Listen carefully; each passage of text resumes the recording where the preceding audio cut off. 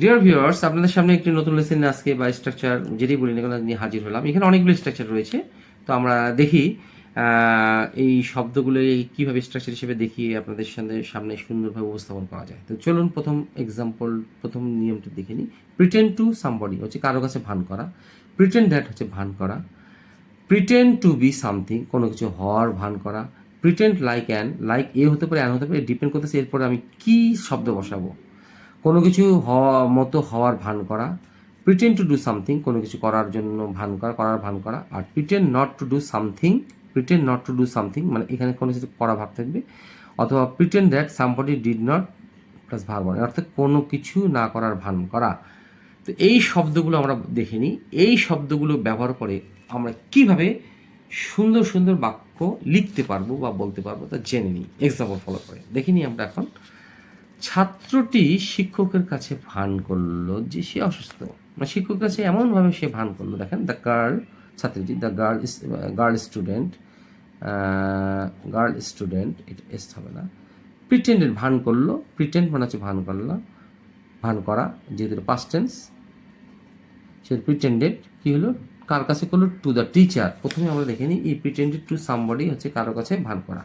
তাহলে pretend to the teacher that she was ill বা sick, তুমি এমন ভান করলে যে সে কিছু ঘটেনি গতকাল। তাহলে হি প্রিটেন্ডেড দ্যাট। দেখেন আমি দেখানি, দ্বিতীয়টা হচ্ছে প্রিটেন্ডেড দ্যাট মানে ভান করা, ভান করলো যে। তা তুমি ভান করলে যে, এমন ভান করলে যে, ইউ প্রিটেন্ডেড দ্যাট গতকাল কিছু নাথিং হ্যাপেন্ড ইস্টারডে। 3 নম্বরটা হচ্ছে আমি জানি তুমি বোকা হওয়ার ভান করছো। তাহলে কোনো কিছু হওয়ার ভান করা হচ্ছে প্রিটেন্ডেড টু বি সামথিং। তাহলে আমি জানি, I know you are pretending to be a fool, I know that you are pretending to be a fool, ভান করছো। আচ্ছা, কোনো কিছুর মতো ভান করা হচ্ছে প্রিটেন্ড লাইক, মানে কোনো কিছু ইয়ের মতো প্রিটেন্ড লাইক এ বা অ্যান, এরকম হবে একটা জিনিস। তিনি একজন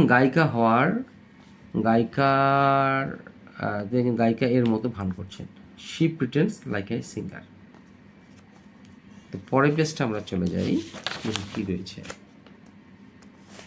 সেটি হচ্ছে তুমি এমন ভান করেছিলে যে তুমি সব কিছু জানো। ইউ প্রিটেন্ডেড অ্যাজ ইফ, আমি অ্যাজ দোর নিয়মে অনেকবার অনেক জায়গায় লেসন বোঝানোর চেষ্টা করেছি, কখনো রাইট ফ্রম ভার্বস, কখনো স্ট্রাকচার দেখানোর চেষ্টা করেছি, এখন আবার দেখানোর চেষ্টা করছি। এই প্রিটেন্ডের পাস্ট ইনডিফিনিটের জন্য এদিকেও পাস্ট পারফেক্ট হবে। তো you pretended that as if, যেন ইউ হ্যাড নোন এভরিথিং, তুমি সব কিছু জানো বা জানতে, এরকম একটা অর্থ প্রকাশ করবে। আবার এইটাকে এইভাবেও লেখা যায়, you pretended that you had known everything, তুমি এমনভাবে ভান করলে যে সব কিছু তুমি জানতে বা জানো। আবার এটাকে এইভাবে বলা যায়, আবার এই স্ট্রাকচারটাকে 3 ভাবে বলা যায়, you pretended to have known everything.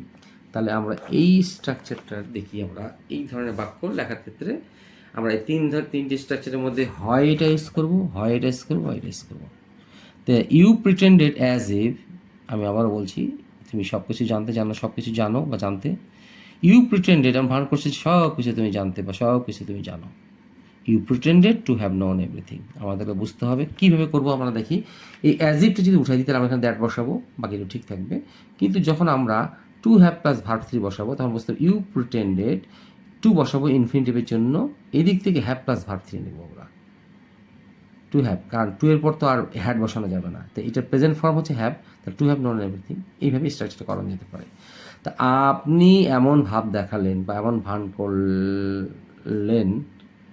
করলেন যে আপনি আমাকে দেখেননি। ইউ প্রিটেন্ডেড দ্যাট, আপনি এমন ভান করলেন যে you did not see me. এই স্ট্রাকচারটি হচ্ছে নিচেরটি, pretended not to do something, pretended that somebody did not verb one. মানে যে কোনো এই দুটির যে কোনো একটি স্ট্রাকচার বসালে চলবে, মানে কোনো কিছু না করার ভান করা, মানে দেখেনি এরকম একটা অবস্থা আর কি।